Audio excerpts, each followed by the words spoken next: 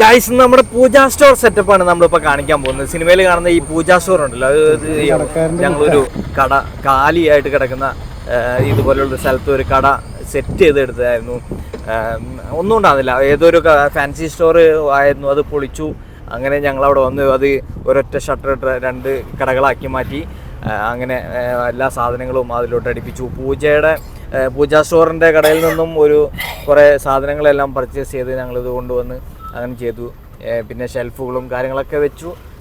ശരിക്കും ഒരു പൂജാ സ്റ്റോറിൻ്റെ എന്തൊക്കെ ലൈവായിട്ടുള്ള സാധനങ്ങളുണ്ടോ അതെല്ലാം ഞങ്ങൾ അതിൽ മാക്സിമം പിടിക്കാൻ വേണ്ടി ശ്രമിച്ചിട്ടുണ്ടായിരുന്നു. അതിൻ്റെ തൊട്ടപ്പുറത്ത് തന്നെ വേറൊരു ഫാൻസി കടയും ഇവിടെ ഒരു പൂജാ സ്റ്റോറും എന്നുള്ള രീതിയിലായിരുന്നു നമ്മൾ സെറ്റ് ചെയ്തിട്ടുണ്ടായിരുന്നത്. കാരണം ഒരു ദിവസത്തെ സെറ്റപ്പിൽ ചെയ്യുന്നതാണ്. അതുകൊണ്ട് രാത്രി ആയപ്പോഴേക്കും നമുക്ക് ഏകദേശം വർക്കെല്ലാം ഫിനിഷിംഗ് ആയി. അപ്പോൾ ഈ കാണുന്ന ഒരു സെറ്റപ്പിലോട്ട് നമ്മൾ പിറ്റേ ദിവസം രാവിലെ വരുമ്പോൾ ആക്കി മാറ്റി പിന്നെ ലൈവായിട്ട് ഷൂട്ട് നടക്കുന്നു.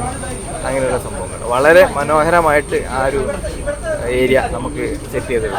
ശരിക്കും സിനിമയിൽ കാണുന്ന സമയത്ത് നിങ്ങൾക്ക് ആർക്കും ചിലപ്പോൾ അത് ഇതുപോലൊരു സെറ്റപ്പ് ചെയ്ത് ഉണ്ടാക്കിയതാണ് എന്ന് തോന്നില്ല. ഒറിജിനൽ പൂജാ സ്റ്റോറിൽ പോയി ഷൂട്ട് ചെയ്തതാണെന്ന്